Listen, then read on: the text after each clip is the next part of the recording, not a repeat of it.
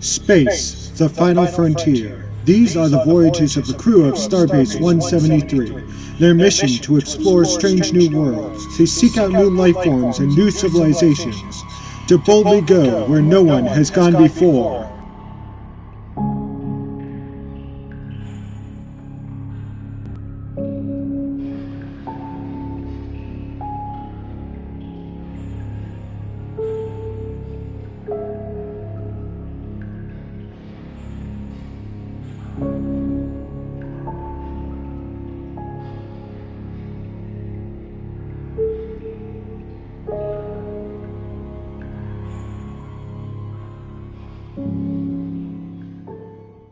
At this point in time, Bob addressed Jaina personally. He says,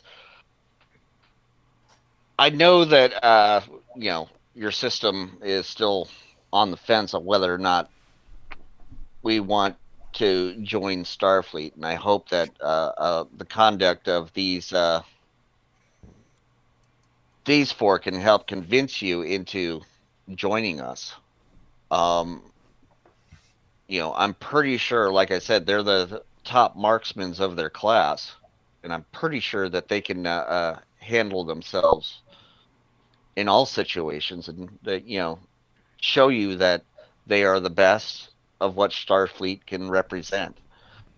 Um, May you make your observations well. If you have the utmost confidence in these four individuals and the fact that they have been at the top of their class in the academy is noted.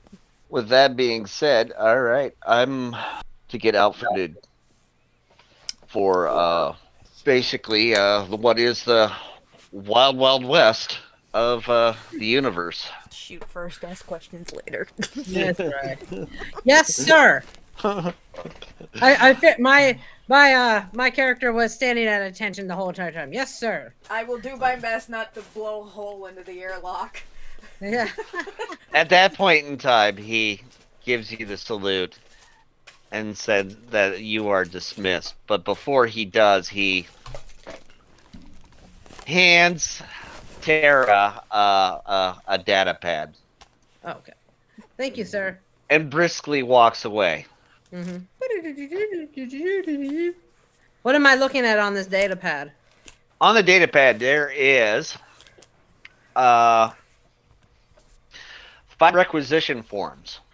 Okay. One for each of you. Also on the data pad is a detail. Okay, Mark just wrote, "Oh, I missed that." So he should be here. He should be here in a hot minute. This is going to be edited out.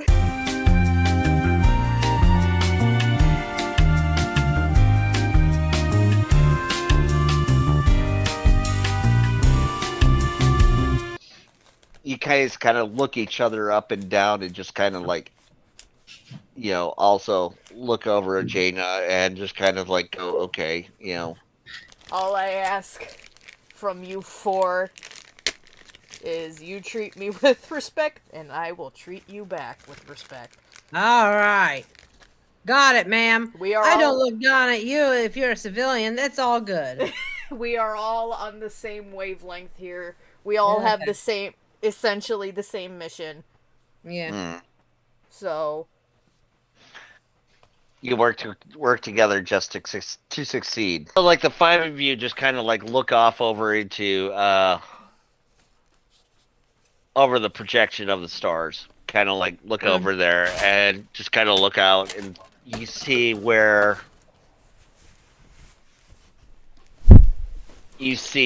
like at the same time where you're at on the space station in relative space. You just realize how far from home you actually are. Each one of your home worlds is quite a distance away. Alright. Are we any of us getting misty-eyed over this? I'm probably crying. There's probably a little bit of a panic here and there. So, I mean, it definitely catches you in your chest a little bit. would Um, be illogical for me to show any emotion whatsoever about my homeworld. So there. yeah, it's the same way. I mean, yes, you Vulcans got a pretty damn good poker face, but I'll guarantee, even the two of you feel a little bit of something. So Tara goes and looks at her data pad once Mhm. again, and basically a map pulls up on the data pad, and you see like a little blinky dot, and you see where like basically a line tracing through the entire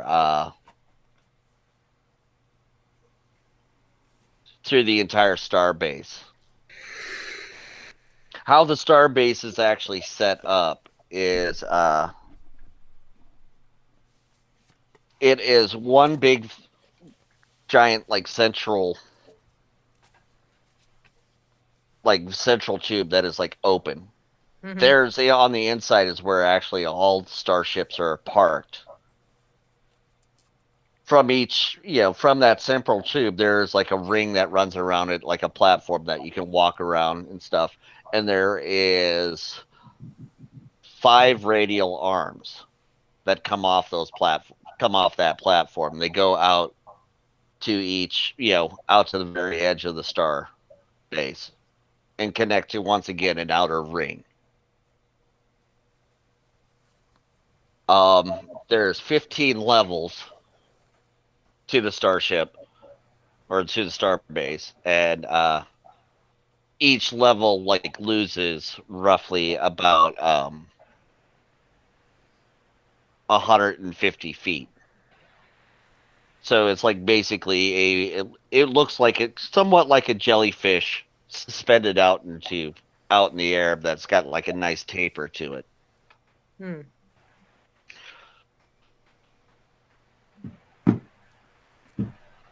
The map is actually kind of taking you down to the bottom point of the starbase, down to like the very what would be bottom,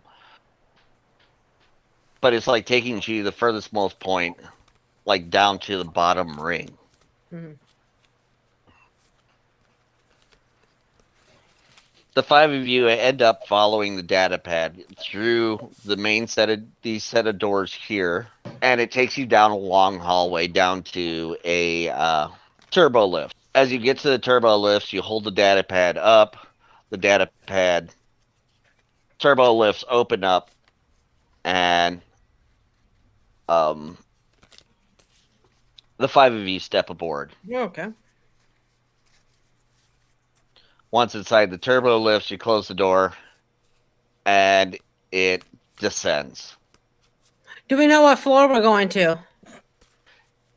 It is automatic all through the data pad. The Oh, data automatic. pad. Oh, okay. Data pad has told where we're going. Okay, gotcha. It's basically it is basically the data pad is like on autopilot. It's like, hey, go here, stupid. Go through this door, stupid. Right. That, so on and so forth. Okay. Once the turbo lifts open up, you find yourself in a small room that's circular, and I'm going to switch maps, and I lost everybody. Oh shit. Okay. Oh no. Technical difficulties.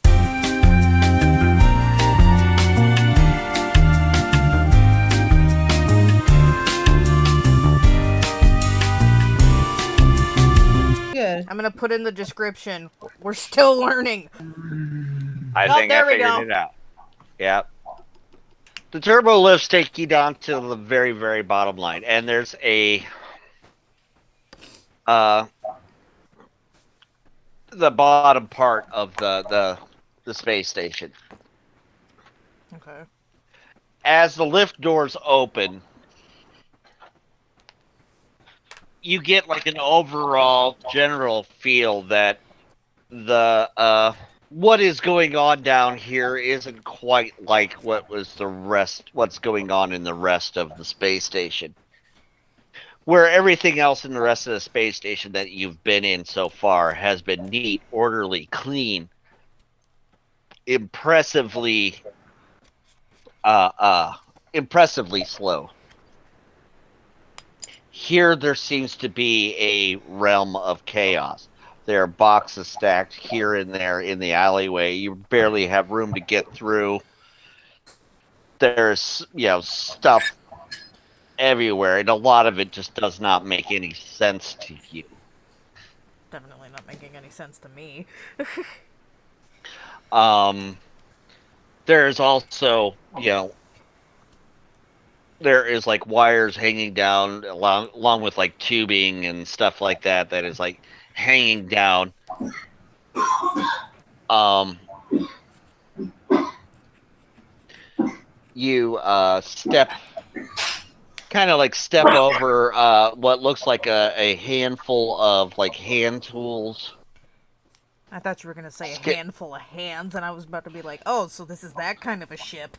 Ah, a handful of hand tools. Um, there seems to be some stem bolts laying here and there.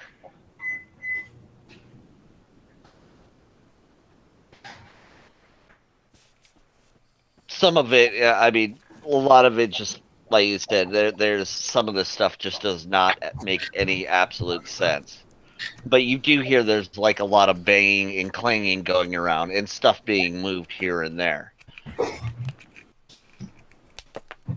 As you guys step out into the main area here, you've come across a couple of individuals who are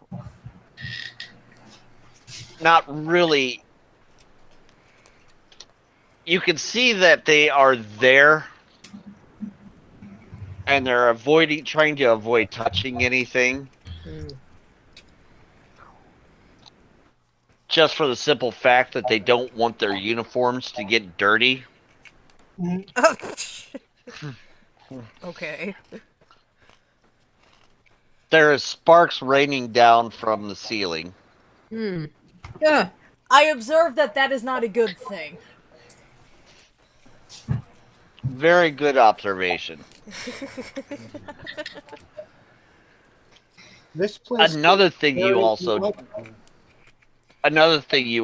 notice is an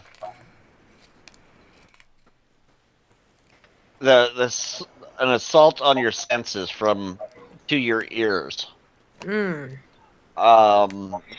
There's very loud music playing in the background, electric music.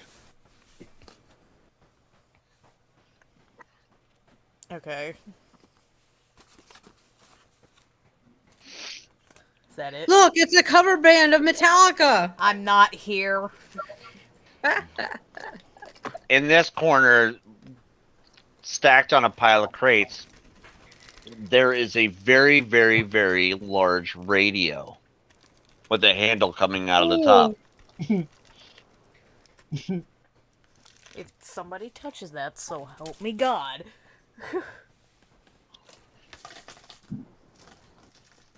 It seems to be, just this is where the music seems to be emanating from. Okay.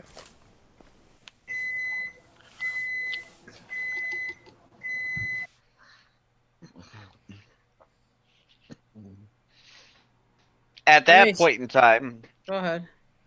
Maria's standing there with, you're looking at the data pad, and it seems to be the big dot and the little dot seem to be hovering over each other, and it seems to be beeping that you have reached your destination.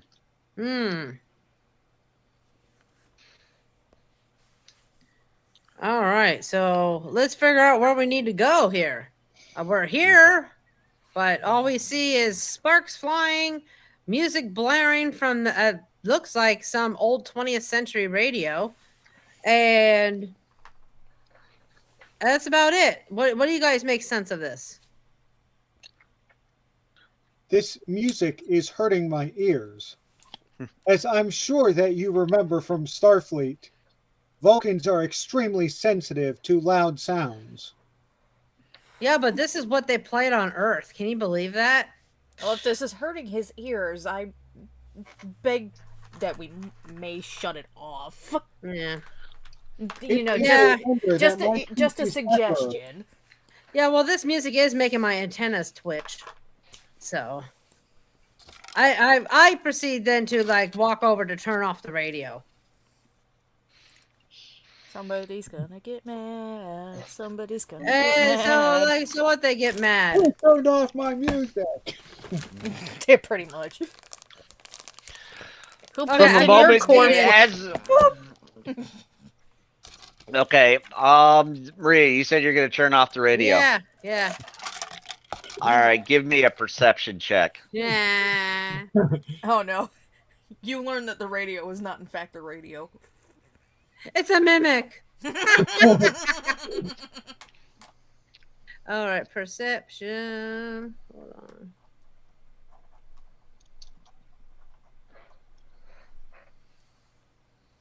Persuade. Where is the perception? Oh, here it is. Oh, I ain't perceiving shit.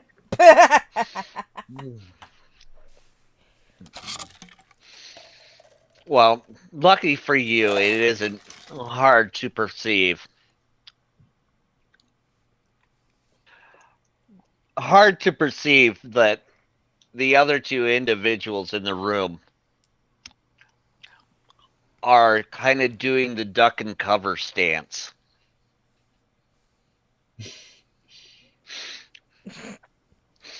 And from roughly about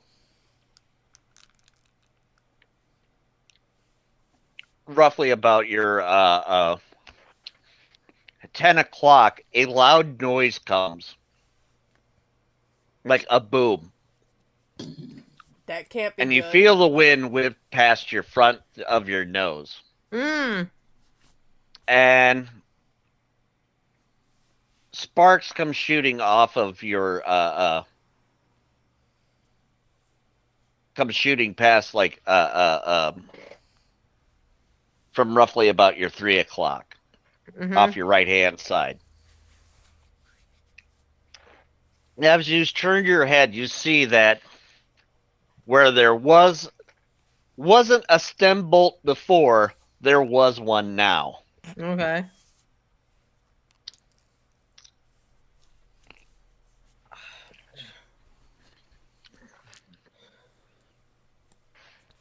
At this point in time,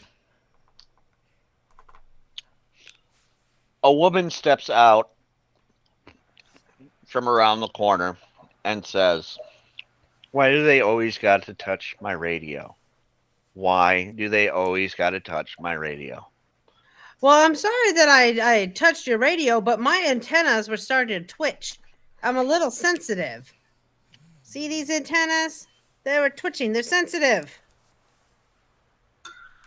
So my apologies for touching your radio, but my antennas.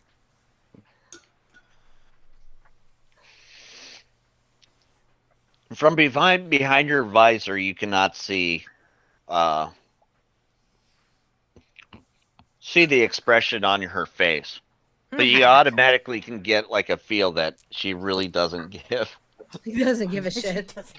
Doesn't give a shit. Fuck you and your antennas, bitch.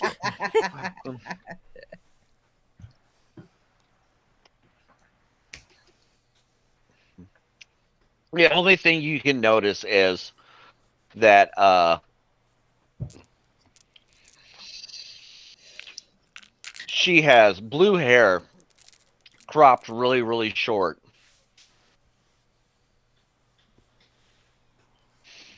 And then on her right wrist, she has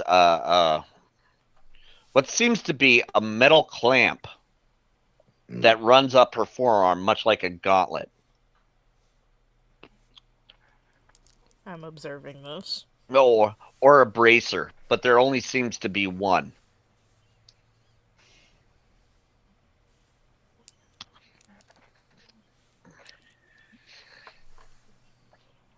She lifts up her right wrist and she basically does a twitch motion back and forth, and the music stops. At this point in time, she flips up her visor and gives you this look, like just stares at you dumbly. Can you, As this, Jimmy? Can I interject here? yeah. Because I'm recording, I don't have Google Meets open. So if you could describe how she's looking, that'd be great. Because I personally can't see it, and neither will the audience. Okay. She basically kind of gives you the look, like the universal look of like, what the hell do you want? Why are you here?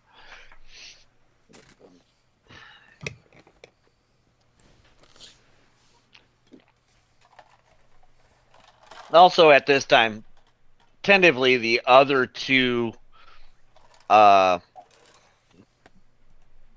Starfleet officers that are in the room are tentatively like standing up and kind of peeking out from where they're hiding.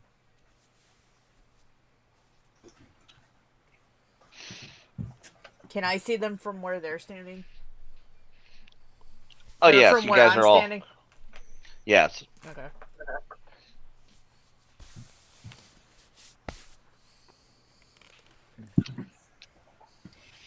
You play this out. I'm just observing.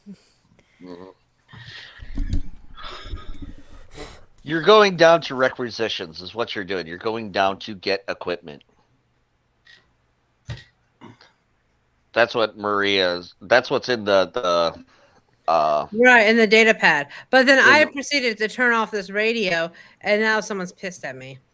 yes. I believe you maybe have made the requisitions officer mad. Well, that wasn't my intent. Nice going, Tara. Thanks. My antennas! My antennas! You all don't have antennas. You don't know the pain I feel. I just have a wrinkly nose and this earring. Or cuff, or whatever it is. Well, are as a you the requisitions officer? are you asking? Are you asking her that? Yeah, I am. I'm being very direct. She's like, no, I'm not. Okay, then. Well, can you point us in the direction of the requisition officer? Yeah, he is floating in space. He died. Oh. Oh.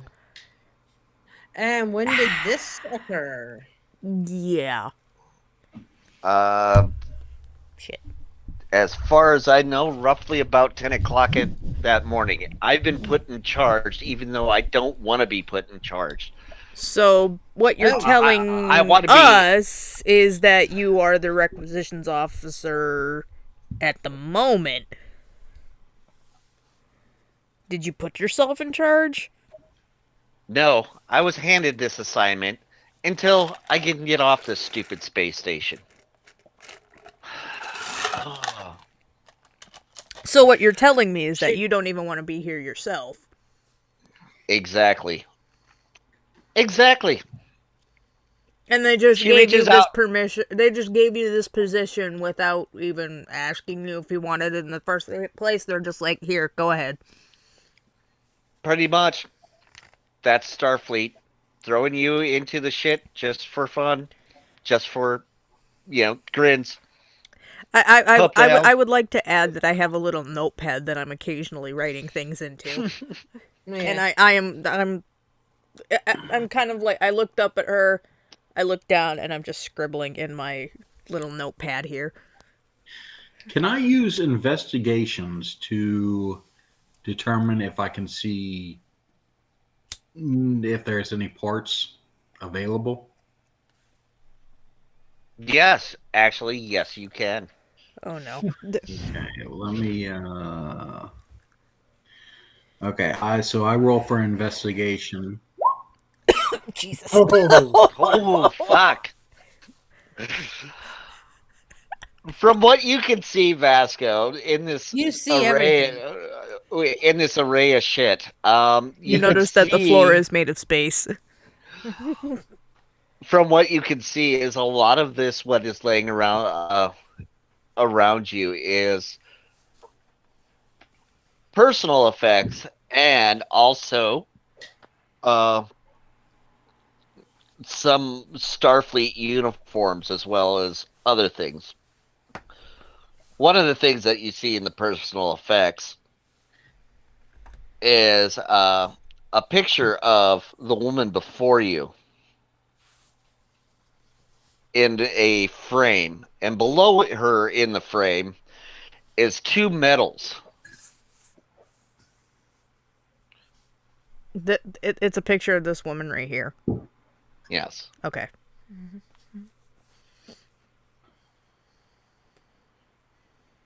It is a picture of Petty Officer First Class Cumulus Massey. And you see that she's got a bronze palm and a Medal of Valor.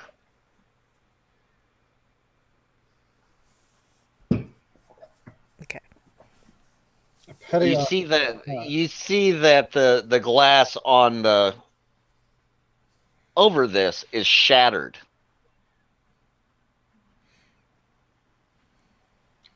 Another thing you see is what could be best described as a metal head that resembles somewhat of like a giant gerbil Hmm. Okay. with a glass eye. Oh no, not another one.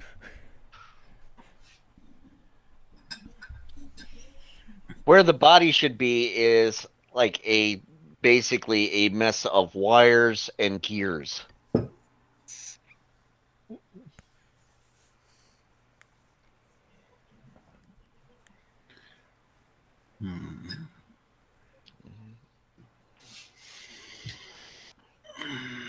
Hmm.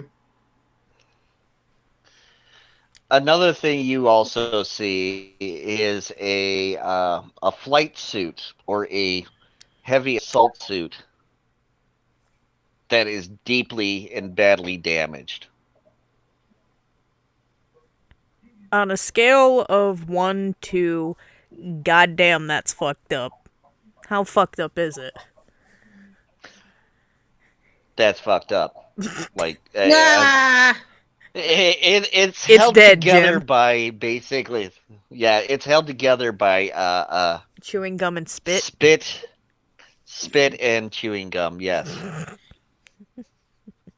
You know that as soon as you put this thing, if you were to put this thing on and stepped outside in the vacuum of space, you would have like roughly of all of 10 seconds before your insides were to the outside and the outsides were inside. Sounds like an interesting adventure.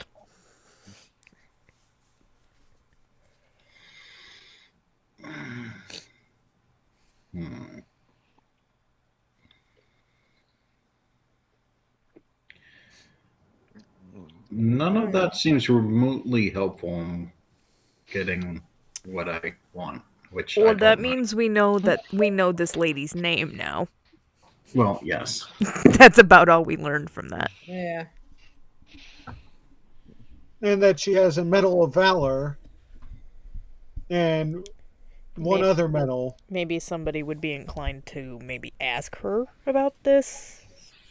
Come on, Vulcan. Why don't you ask? I'm about as charming as a cat's asshole, and I'm just an observer, so Right, I'm me not too. talking. Just saying. And she seems to be easily pissed off. All right.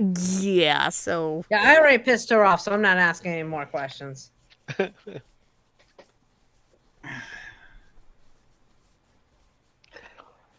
She turns and looks at her. She's like, "Well, are you guys going to hand me your data pad or what? I can get you what the hell you need so you can get the hell out of here, or Here's the data Well- pad. I love how you just so willingly like, here, bitch. Here. As What I if, massage my one antenna as it's still healing from the noise. if she Here. if she runs off with this, Tara, I'm going to laugh. Well,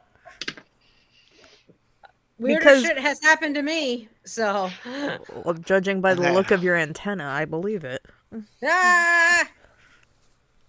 And my antennas kind of twitch at you as kind of a I She looks wrinkle you- my nose in disgust. No, I'm just kidding. I'm just kidding. She basically takes the data pad, looks at it, looks at the four of you up and down,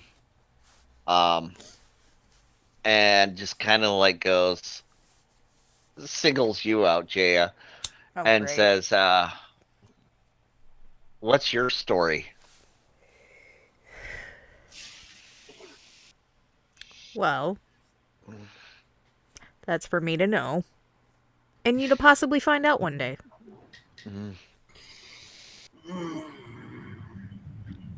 Oh, you're cute. I would have fun Sorry. with you. I'll have fun with you I too. find that answer ambiguous and unconvincing. Mm. Of course, I just murdered the line, but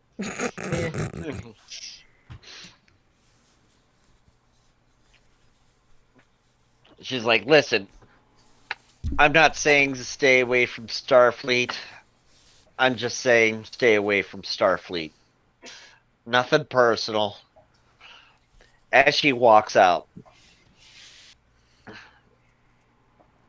she ends up heading back into an area, and then she comes back out. And roughly how long is she gone for? Not terribly long.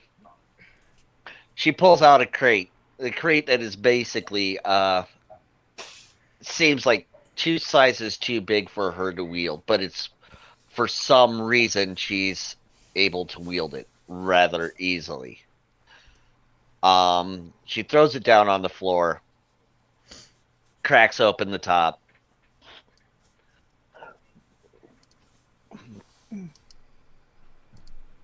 and pulls the data pad off the top and or pulls the data pad off the top and cracks it open. And she's like, "Don't be shy, step right up. I got what you need." Jaya being cocky a little bit kind of makes her way over there first. And she's like, "Well, this is kind of a first for me. I've never known Starfleet to issue weapons to a non-script. But things being what they're being, I'm guess there's a first for everything." No. We don't get shit. I guess you can get like a mini, like a small dagger or a small knife. Now, after that, so Vasco, you got wherever, whoever. I'm on my way out. You kids have fun in the holodeck.